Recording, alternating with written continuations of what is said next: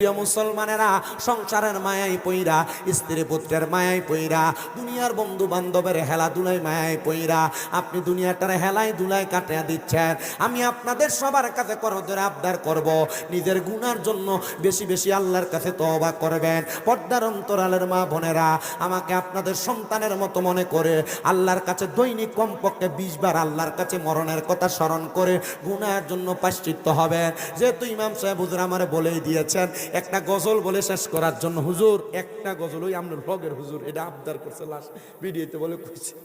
একটু মোহাব্বতে আপনারা পড়বেন। সংসার সংসার কইরা ববে গো, করলি না বন্দিগি,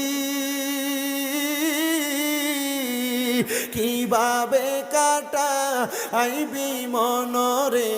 কবরের জিন্দি গিরে,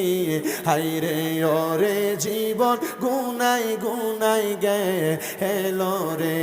বলো ওরে জীবন গুনাই গুনাই গে হেলো রে, হাইরে সংসারেরই মা আই পইরা রে, ডাকলি না মাওলা রে, জবাব কিন্তু দিতে হবে রে,